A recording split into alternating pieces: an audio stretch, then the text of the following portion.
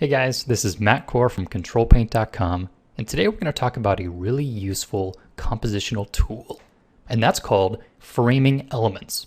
And the whole idea here is that you're going to intentionally add elements to your scene that will help keep the viewer's eye in the center of your image, to stop the eyes from wandering off the sides and edges.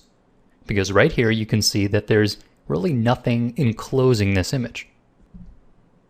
Now here I've added in a little bit of a doorway, and immediately you can tell the image feels more restrained. I'm not going to be looking off the left or the right side of the image. Instead, I'm going to look at the character. Now, I've done these as a silhouette, although you don't need to do that. Really all you're doing is using large visual shapes to help cage in the illustration. But the neat part about framing elements is that you can use them to describe the setting. So here the door frame is pretty boring. But if I were to add in some decorative elements, some highly detailed close-up objects, it would just tell you more about the setting. So the castle that might have these elaborate torch holders would be different than one with nothing on the walls at all. Or potentially, it's in a cave.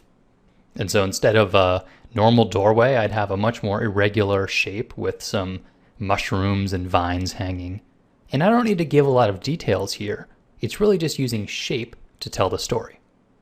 So with this composition, you have no problem staying on the character and the focal point, and your eyes are very trapped inside the image, and that's a good idea. So if we flip this around a bit, you can also use it to help tell about images that are not in the frame at all.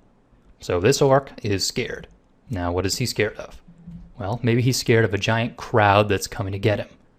So here again, I'm using low detail silhouetted forms, but their shape tells the story. So even though you know there are big orcs in the foreground, you're still focusing on the one whose face you can see. The ones in the foreground just help further the narrative. And you could take this same idea and apply it to the shadow cast by a looming dragon.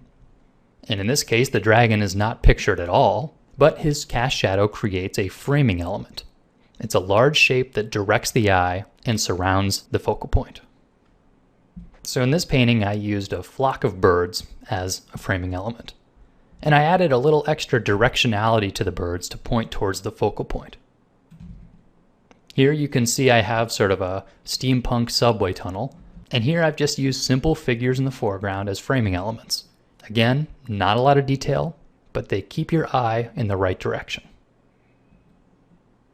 So here I've put the viewer inside of an elaborate window. And sometimes it's nice to have this foreground framing element give some structural detail to tell exactly where the viewer is standing. It helps ground the object in time and space.